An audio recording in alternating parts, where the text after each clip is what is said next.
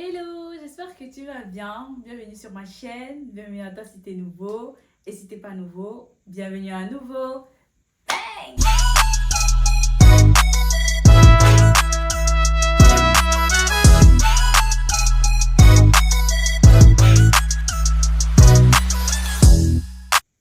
Je sais que depuis le dernier sujet qui avait trait à la présentation de qui je suis, je ne vous ai plus donné de suite. Mais je suis là maintenant et j'espère ne pas vous avoir trop manqué. En tout cas, moi, vous m'avez énormément manqué.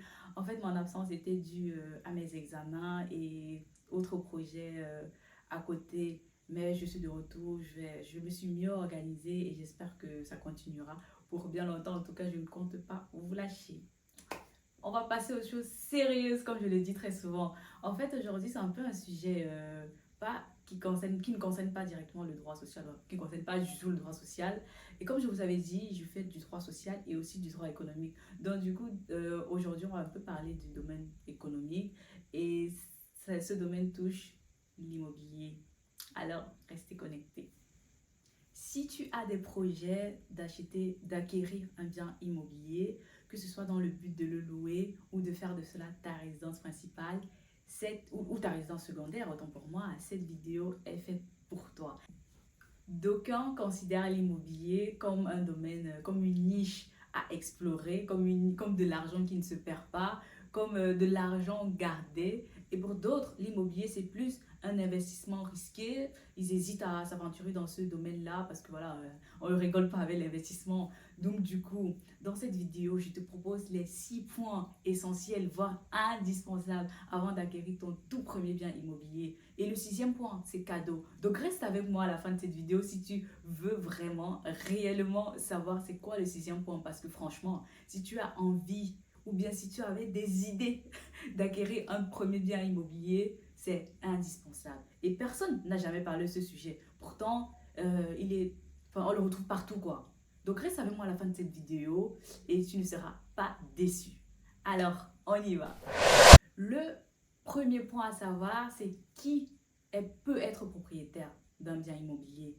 Alors, je remets les choses dans le contexte. Ici, je parle bien d'une personne qui veut acheter un bien immobilier et pas une personne qui hérite d'un bien immobilier. Et dans ce cas, ça peut être une personne physique ou morale majeure, de nationalité ou étrangère. Voilà. Le deuxième point concerne le financement. Dans la plupart du temps, on se retrouve généralement vers la banque pour faire un emprunt en vue de financer nos rachats en tout cas. Et généralement, la banque peut aller jusqu'à 100% de ton financement. Et oui, la banque, c'est le premier financeur. Généralement, lorsqu'il s'agit d'un tout premier achat immobilier, mais avec des conditions. Et oui, il y a toujours des conditions. Mais pour cela, franchement, il faut avoir un dossier en béton. La banque va peut-être regarder à ta situation financière.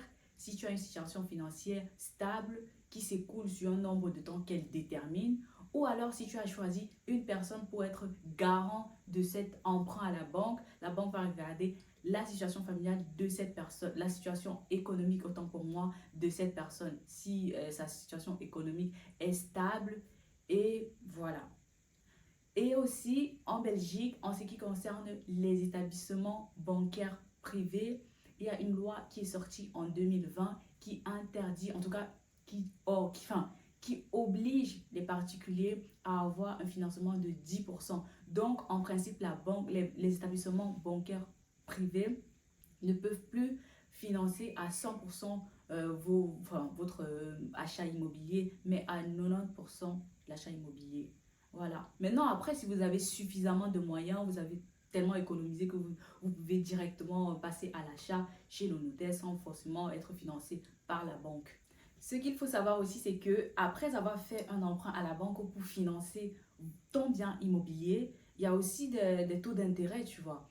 La banque va te proposer de choisir un taux d'intérêt soit fixe, soit variable. Sachant que le taux d'intérêt fixe, c'est un taux qui ne change pas jusqu'à l'échéance que vous êtes fixé pour payer l'emprunt. Par contre, le taux variable, ça peut jouer en ta faveur comme en ta défaveur parce que ça va dépendre de la fréquence prédéterminée par la banque. Si par exemple à un moment lambda, le, les prix des, enfin, comment dire, l'achat immobilier a baissé, et bah, ton taux d'intérêt va baisser. Mais pourtant, si ça ne va qu'en en hausse, bah, le taux d'intérêt il va hausser. Donc, c'est un peu aussi un risque. Mais voilà, c'est à toi de faire le choix. Le troisième point à aborder, c'est les droits d'enregistrement.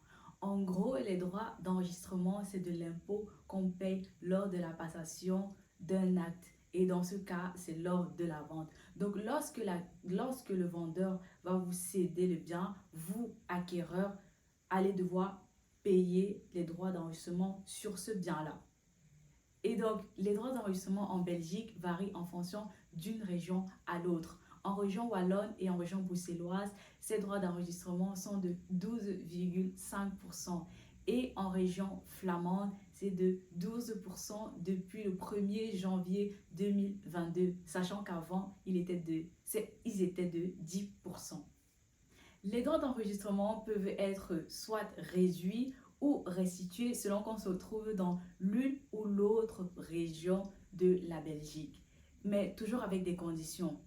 Dans le premier cas, c'est-à-dire en ce qui concerne la réduction, je vais peut-être prendre un exemple. Pour pouvoir bénéficier d'une réduction de son taux d'enregistrement ou bien des droits d'enregistrement, ton revenu cadastral doit être inférieur ou égal à 745 euros. Alors, le revenu cadastral, c'est la valeur nette, enfin la valeur que le bien peut produire à son propriétaire sur une période de 1 an. Alors, je suis consciente du fait que ce sujet paraisse technique, mais voilà, je sais pas comment mieux vous parler pour que vous puissiez bien entendre. En tout cas, j'espère ne pas vous perdre. Mais si vous souhaitez que j'aborde mieux ce sujet, vraiment détaillé, n'hésitez pas à me dire en commentaire, ça me ferait tellement plaisir. Mais en tout cas, voilà, c'est tout ce que je peux vous dire pour l'instant pour pouvoir bénéficier des taux, enfin, d'une réduction des droits d'enregistrement. En région wallonne, le revenu cadastral doit être inférieur ou égal à 745 euros. En ce qui concerne la restitution des droits d'enregistrement, alors, il y a des conditions à respecter, bien sûr, enfin, des conditions non cumulatives à respecter. Et l'une des conditions, c'est que le bien que vous avez acquis doit être revendu dans les 2 ans, enfin, sur un délai de 2 ans suivant l'acquisition de ce bien. Je prends un exemple. Vous avez acquis un bien en 2020 et pour avoir la restitution des droits d'enregistrement payés sur ce bien, le bien doit être revendu dans un délai de 2 ans. Donc, la revente de ce bien ne doit pas dépasser 2022. Et cette restitution ne vaut que pour la région bruxelloise et pour la région wallonne. En outre, il peut encore y avoir une diminution de la base imposable. Alors, c'est quoi la base imposable? La base imposable, c'est le montant sur lequel on vous déduit ces droits d'enregistrement. Donc, imaginons que vous avez acheté un bien je sais pas, pour 20 000 euros. Et du coup, on va vous réduire une somme conséquente sur ces 20 000 euros. Une diminution en tout cas sur ces 20 000 euros parce que votre bien remplit des conditions qui font en sorte que voilà, vous puissiez bénéficier de cette diminution. Je ne vais pas rentrer dans les conditions cumulatives parce qu'il faut, enfin, toutes ces réductions, cette taux de réduction, ces abattements, c'est-à-dire l'abattement, c'est la réduction de la base imposable, font l'objet d'une demande. Donc, il va falloir que vous fassiez la démarche pour demander ces réductions-là. Voilà en ce qui concerne les droits d'enregistrement. Le quatrième point à aborder, c'est les honoraires du notaire et les frais administratifs. Je remets les choses dans le contexte pour que vous puissiez bien comprendre. Alors, il faut savoir faire la différence entre les honoraires du notaire et les frais administratifs parce que ce n'est pas la même chose. Je vous dis cela pour éviter qu'à l'avenir, lorsque vous achetez un bien, vous vous dites que oui, les honoraires du notaire, c'est la même chose que les frais administratifs et faire face à des dépenses éventuelles qui n'étaient pas dans votre budget du départ. Donc, il faut faire très attention. Les honoraires du notaire varient plus ou moins. Ça dépend bien entendu de l'importance de votre bien et de votre dossier, enfin des difficultés que poseront votre dossier peuvent varier plus ou moins entre 1 500 euros et 2 600 euros. Et les frais administratifs peuvent varier entre 800 et 1 100 euros, plus ou moins. Donc, ça peut être plus ou moins, mais pas exorbitant non plus. Et ce qu'il faut savoir, c'est qu'à ces montants-là, on y ajoute la TVA qui est de 21% en Belgique. Donc, n'allez pas dire que oui, j'ai dit que voilà, les honoraires du notaire c'est tel ou les frais administratifs c'est tel. Non, à ça, il faut toujours ajouter la TVA qui est de 21% en Belgique. Donc voilà. Et en ce qui concerne les frais administratifs, je vous prends un exemple. C'est par exemple la transcription de votre bien au bureau des hypothèques, au cas où vous avez fait appel à la banque, bien sûr. Et dans ce cas, une transcription hypothécaire coûte 230 euros. Donc, c'est quand même assez conséquent et ça vaut quand même la peine de faire la différence entre ces deux notions-là. Voilà ce qui est pour les honoraires du notaire et les frais administratifs. Le cinquième point à aborder, c'est le précompte immobilier. Après l'achat de ton bien, tu te dis sûrement, ouf, fini les dépenses, je peux être tranquille, maintenant je peux rembourser la banque si jamais tu as fait un emprunt. Mais mon gars, laisse-moi te dire que ce n'est pas le cas. Parce qu'après avoir acquis ton bien immobilier, tu dois encore devoir payer l'impôt sur l'achat de ce bien-là. Donc même si tu as acquis ton bien et que tu as mis en location à une personne, le locataire il ne va jamais payer le précompte immobilier sur ton bien. Le précompte immobilier doit être dû par le propriétaire du bien. Donc ne te dis pas non, finis les dépenses. Tu sais que tu as déjà assez dépensé comme ça. Mais voilà, chaque année, ce précompte immobilier doit être bien payé. Sinon, vous connaissez la suite, infraction. Donc voilà. Si tu souhaites en savoir plus comment ça se fait le calcul, comment tu peux payer à peu près pour un bien que tu as acheté pour telle somme, n'hésite pas à me dire en commentaire. Je n'hésiterai pas à prendre des exemples, à te montrer comment est-ce que se déroule le calcul en fonction de combien est-ce que tu as payé ton bien, en fonction du revenu cadastral de ta maison. Je n'hésiterai pas du tout. C'est pas un souci pour moi. Donc, voilà.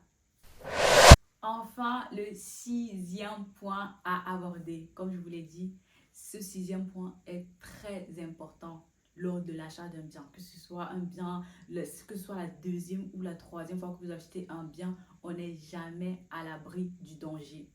Vous savez, il y a des gens qui vendent encore aujourd'hui ou qui achètent des biens qui ne respectent pas le permis d'urbanisme, les règles d'urbanisme. Et c'est ça ce sixième point, ce sont les règles urbanistiques. Et c'est très important, vous allez comprendre pourquoi. En fait, vous pouvez acheter, que vous soyez de bonne foi ou de mauvaise foi, ou vendre un bien qui a subi des transformations sans avoir au préalable obtenu le permis d'urbanisme auprès de la commune.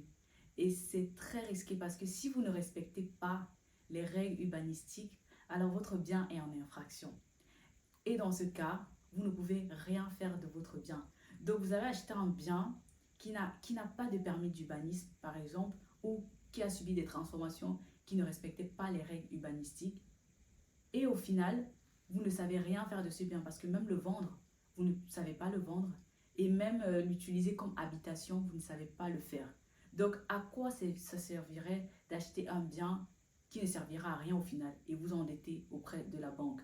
C'est pourquoi je vous conseillerais dans ce cas, avant l'achat d'un tout premier bien immobilier ou le second ou le troisième bien, de toujours vérifier que ce soit auprès de la commune, si ce bien respecte les règles urbanistiques ou est en ordre auprès de la commune où il est situé. Vous pouvez le faire aussi auprès du notaire ou auprès d'un architecte. Voilà, ce sont les personnes que je vous conseillerais de voir au préalable avant d'acheter un bien immobilier. Personnellement, je vous dirais d'aller plus vers la commune que vers le notaire. Le notaire, c'est des personnes, c'est des êtres humains comme nous. Ils peuvent faire des erreurs. J'ai vu des situations où les notaires n'ont pas bien, malheureusement, pas bien effectué leur devoir de conseil et d'analyse, voilà. Et des personnes se sont retrouvées en train d'acheter un bien qui n'a servi au final à rien. Donc, il serait mieux de ma part de voir auprès de la commune si le bien que vous avez acheté est en ordre. Voilà, c'est tout pour cette vidéo sur les 6 choses que je pense indispensables lorsqu'on veut acheter son tout premier bien immobilier. Alors, si tu as aimé la vidéo, n'hésite pas à liker, à partager, à t'abonner et activer la cloche de notification pour d'autres prochaines vidéos. Sur ce, je te fais de gros bisous et je te dis à la prochaine. Ciao, ciao!